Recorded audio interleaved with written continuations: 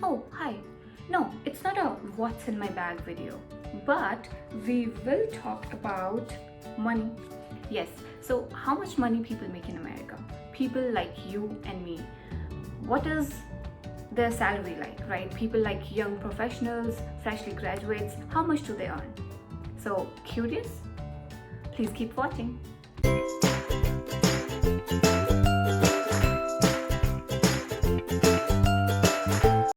So, how much do I earn? I have been asked this question quite a few times, especially after completing my master's in the US. And most people feel a little uncomfortable sharing their salary numbers. And frankly, it is a little weird question to A, ask and then B, give an answer to, especially if you are talking, outside your close family. But today I'm going to be sharing with you all how much one can earn in America. Students from all over the world look to study in the US, and doing a master's degree program in US is an excellent way to dive deeper into a subject and become more marketable to potential employers. Obviously, studying in America comes with a price. It's not super easy, and then landing a job is even more difficult. But I've made a video talking about the opportunities and challenges for international students in America that I'm going to link somewhere here. But say you did your master's in the US and then you landed a good job. Now your salary will depend on different factors. So the first factor is your area of education or your field. Yes, America is not only for engineers who work for IT companies. There is so much more that you can do, and I'm going to be making a detailed video on different areas of education and then different jobs you can get based on those educational qualifications, which has so much more opportunity than IT per se. The next factor is years of experience. So yes, obviously more years of experience would add to more salary, but it is only counted if you keep your stream same. So for example, say if you have 4 years of experience in finance in India and then you come here, you do a master's in something else, and now you want a IT job, I don't think that experience will count. So please always make sure that you do not change your stream. But again, it's not the end of the world if you do, but do it only if you have strong reasons to do so.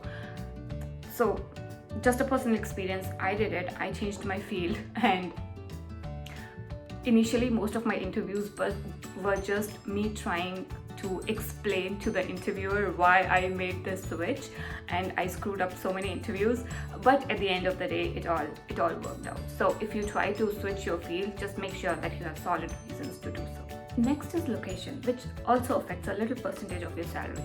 So salaries in big cities like San Francisco, LA, New York, Boston is higher than say in Texas, Florida, Virginia. And logically it is, you get paid based on the average cost of living in that particular area. So apartment rents in San Francisco is just over the roof, so that is why you get paid accordingly. If you are in say North Carolina, you can get a 2-bedroom apartment in a decent price, so that is why you also again get paid accordingly. The next factor is your college. How do I explain it? So in India, there is a lot of preference given to reputed colleges like IIMs, IITs.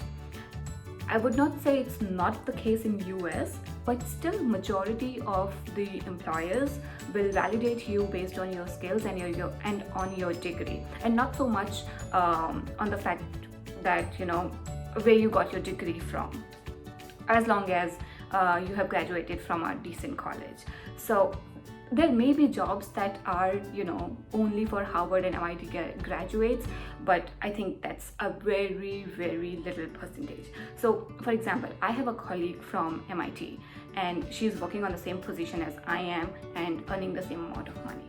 So do not feel like you have to be a Harvard graduate or BU graduate in order to make a living in America. Coming to the money part.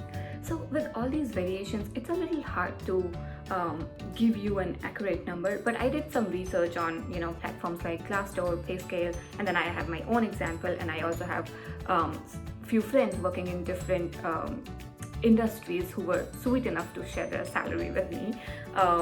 So I will try to give you an idea of the salaries here. So for fresh graduates or young professionals, there are two types of jobs they can get into initially. So first is the internship, like we have in India, and then is the full-time job. So if you're an intern, it's almost, so basically if you're an intern, you start with per hour rate, and it's almost the same across all industries like tech, pharma, finance, etc.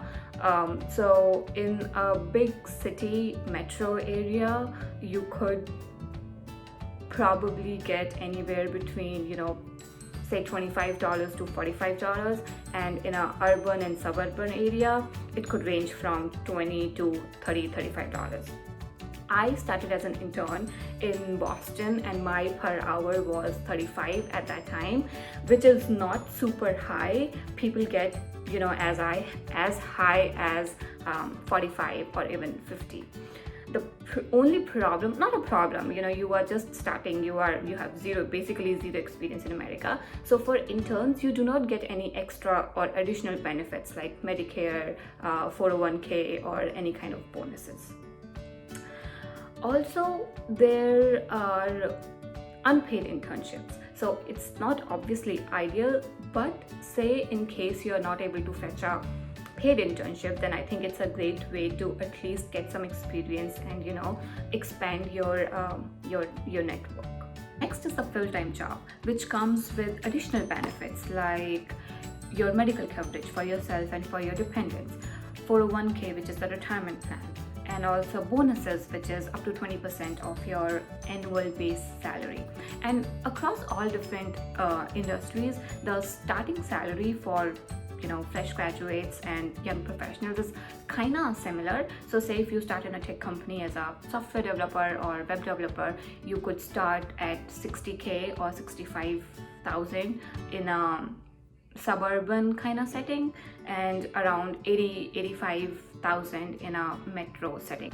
Now, one thing, there is a difference between how much you earn and how much you take home, right? Because of taxes and everything, and we will be doing a different video on that, but this kind of in general gives you an idea of how much you earn, and the taxes could range from that's a different story. It could range from anywhere from 20% to as high as 35%.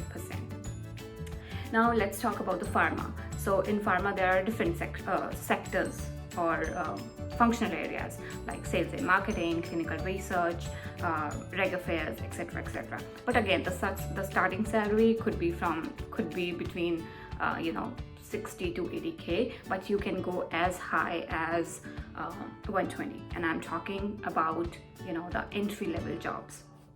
Obviously, as you gain more experience, you get promotions, you become senior, your salary will increase. And it is exactly the same in industries like finance, etc. So the basic idea is, after doing your master's or when you start a fresh job in America as someone with 0 or 0 to 1 years of experience, you will easily make anywhere between 65 or 60,000 to 120,000, and I will let you do the maths there if you want to convert that money into the Indian currency. So if you ask me, I think it's a really great investment if you want to do in your studies and then get a job in America, because the return on investment will come in like 6 months. So I hope this video could help answer a few of your questions, and for more and similar videos like this, please keep watching.